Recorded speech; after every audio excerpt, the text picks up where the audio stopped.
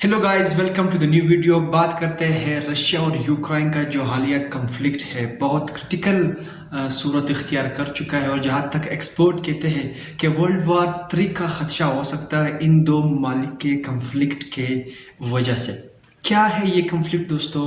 क्यों यूक्रेन और रशिया इतने टेंस एक दूसरे के खिलाफ हो चुके हैं? इन सब बातों को इस वीडियो में जानने की कोशिश करते हैं। तो आइए दोस्तों, वीडियो को शुरू करते हैं। दोस्तों, सबसे पहले अगर बात की जाए यूक्रेन की, तो 13वीं सदी से पहले यूक्रेन विलेज की शक्ल में एक यूनाइटेड इलाका था। लेकिन 13वीं सदी के बाद जब मंगोलों ने यूक्रेन के आबाई लोगों पर हमला किया तो उनकी जो यूनिटी थी उसको डिसइंटीग्रेट कर दिया और उसी 13वीं सदी से लेकर पहली जंग अजीम तक मुख्तलिफ सल्तनतों ने यूक्रेन को अपने कब्जे में लिया है।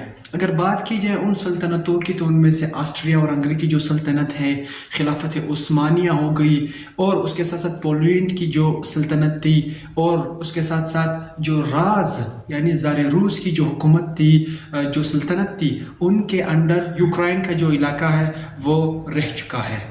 दोस्तों, पहली जंग आज़ीम में जब लेनिन और उनके साथियों ने ज़ार रूस के खिलाफ बगावत का ऐलान किया, तो उसी जंग आज़ीम अव्वल ही के दौरान 23 जून 1917 को जब ज़ार शाही हुकूमत ख़त्म हो गई तो उसके साथ ही यूक्रेन को आज़ादी मिल गई। लेकिन दोस्तों, जंग अज़ीम दोयम के बाद इन्हीं लोगों ने कि जब यूक्रेन को ज़ार शाही हुकूमत से निजात दिलाई थी, उन्होंने एक मरतबा फिर यूक्रेन पर हमला किया और इसको एक सोशलिस्ट स्टेट की तरह अपने ही मुल्क में एनेक्स कर दिया।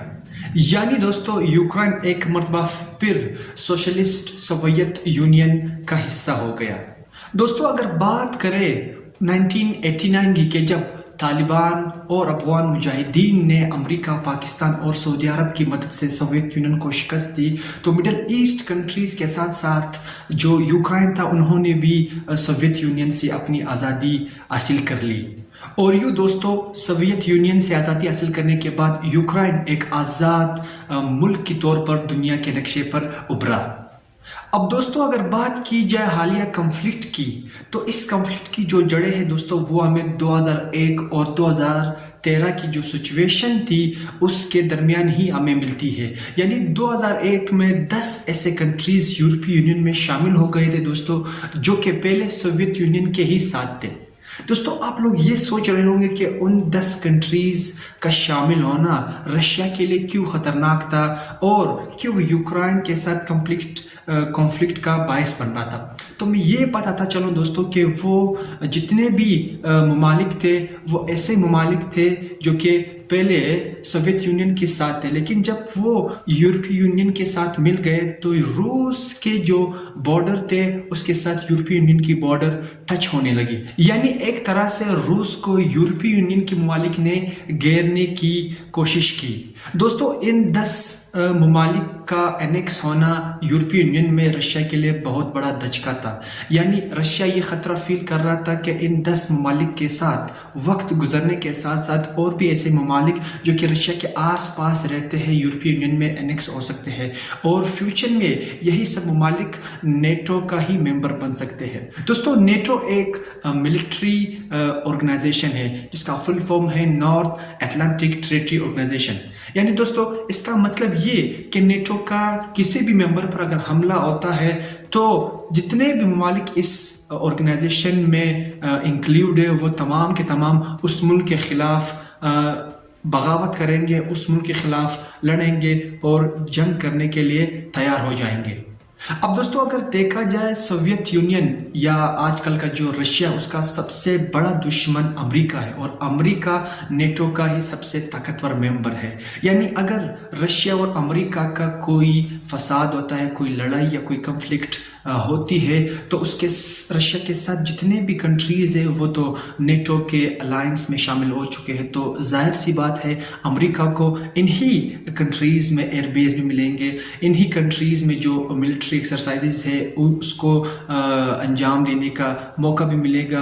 ادھر ہی جتنے بھی فائٹر جیٹس ہیں امریکہ کے وہ آ بھی سکتے ہیں. دوستو ویسے تو یوکرائن اور یورپی یونین کا جو محبت ہے، جو قربت ہے وہ شروع سے ہی ہے، لیکن 2013 کے آس پاس یہ قربت کچھ زیادہ ہی بڑھ گئی. دوستو ہوا یوں کہ یوکرائن یورپی یونین میں انیکس ہونے کے لیے بالکل ریڈی تھا، اور یورپی یونین نے کچھ ایسی شرائط یوکرائن کے سامنے رکھ دی کہ اگر وہ اس شرائط کو پورا کرے گا تو وہ یورپی یونین کا جو یونین ہے اس میں شامل ہو سکتا ہے. دوستو اس میں سب سے اہم جو شرط تھی وہ یہ تھی کہ یوکرائن کی جو اپوزیشن لیڈر 2013 میں تھی یعنی یولیا ینشینکو، اس کو ریلیز کرنا تھا. دوستو یورپی یونین کی یہ شرط پوری کرنے کے لیے اس وقت کی جو حکومت تھی وہ بالکل تیار ہو گئی. یوکرائن کے پارلیمنٹ میں یہ بل منظور ہونے والا تھا اور کچھ ہی دنوں بعد ایک ڈیل ہونے والی تھی یورپی یونین کے ساتھ. لیکن اچانک دوستو رشیا کے خلاف پریشر بہت زیادہ پڑا. اس وقت کی جو پریزیڈنٹ تھے وکٹر یانوکووچ، اس پر حد سے زیادہ پریشر رشیا کی جانب سے پڑا اور بہت سارا لالچ دیا گیا کہ اگر یوکرائن کی جو حکومت ہے وہ اس ڈیل سے اٹھتی ہے، یورپی یونین کے ساتھ یہ ڈیل نہیں کرتی، تو ان کو $10 بلین کا لون دیا جائے گا اور اس کے ساتھ بہت ساری جو ٹریڈ میں سہولیات ہے وہ بھی دی جائے گی. دوستو اس وقت کا جو پریزیڈنٹ تھا یوکرائن کا وہ رشیا کے دباؤ میں آتا ہے اور یوں اس ڈیل سے اپنے آپ کو دور کرتا ہے، جس کے ساتھ ہی پوری یوکرائن میں پروٹیسٹ شروع ہو جاتی ہے اور بالآخر کار وہ پروٹیسٹ وائلنس میں تبدیل ہوتی ہے، جس کے ساتھ ہی وکٹر یانوکووچ اپنے ہی گورنمنٹ سے ریزائن دیتا ہے. 9 مہینوں کے اندر دوستو نیا الیکشن ہوتا ہے، نیا پریزیڈنٹ منتخب ہوتا ہے دوستو، اور وہ پریزیڈنٹ یورپی یونین کے ساتھ ڈیل کو سائن کرتا ہے. دوستو اس کے ساتھ ہی رشیا کو بے حد زیادہ غصہ آتا ہے اور یوں وہ کریمیا پر چڑھائی کر دیتا ہے.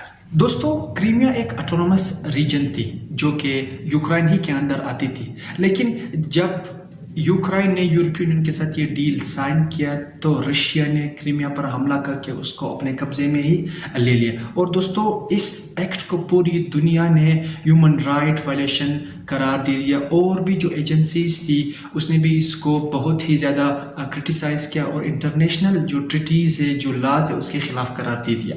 اب دوستو یوکرائن اور رشیا کا جو حالیہ کانفلکٹ ہے وہ اس حوالے سے بھی بہت زیادہ اہمیت کا عامل ہے کہ یوکرائن جو کہ پہلے یورپی یونین میں شامل ہو چکا تھا، جس طرح میں نے بتایا کہ 2014 میں انہوں نے یورپی یونین میں اپنی شمولیت کر دی، لیکن اب یہ رشیا اس لیے بہت ٹینس ہو رہا ہے، بہت ایکٹیو ہے یوکرائن کے خلاف، کیونکہ یوکرائن اب نیٹو یعنی نارتھ اٹلانٹک ٹریٹی آرگنائزیشن میں بھی حصہ لے رہا ہے، جو کہ بہت ہی خطرناک ہوگا نہ صرف ایسٹ کے لیے بلکہ رشیا کے لیے. اب دوستو اگر یوکرائن نیٹو میں شامل ہوتا ہے تو جتنا بھی رشیا کے آس پاس بارڈرز ہے تقریباً 50 to 60% کنٹریز نیٹو کی ہو گئے، یعنی امریکہ اور رشیا کے درمیان کوئی بھی کنفلکٹ ہوتا ہے تو یہ تمام کنٹریز امریکہ کے ہی سائڈ میں کھڑے ہوں گے، اور یوں رشیا کو بہت ہی زیادہ اپنے ہی کانٹیننٹ میں، اپنے ہی علاقے میں انہوں نے کلوز کر دیا ہے.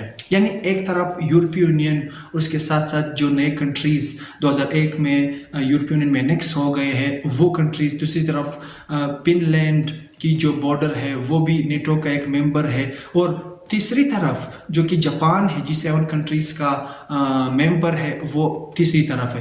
دوستو اسی لیے رشیا بہت زیادہ کرٹیسائز کر رہا ہے، اس کو بہت زیادہ ایکٹیو ہے اس عمل کو روکنے کے لیے. اور رشیا کے ساتھ جو بہت ہی پاورفل الائے ہے وہ ہے چائنا. دوستو چائنا فلی سپورٹ کر رہا ہے رشیا کو. اس کی صرف اور صرف ایک ہی وجہ ہو سکتی ہے دوستو، کیونکہ رشیا کا جو بیلٹ اور روڈ انیشیٹو ہے وہ اس پورے علاقے میں ہی پھیلا ہوا ہے. یعنی اگر رشیا اور یوکرائن کی کنفلکٹ مزید خراب ہوتی ہے یا جنگ کا خطرہ پیدا ہو سکتا ہے تو بیلٹ اینڈ روڈ انیشیٹو جو کہ مڈل ایسٹ تک پہنچتی ہے، اس کے بعد رشیا تک پہنچتی ہے، وہ بہت زیادہ متاثر ہو سکتی ہے.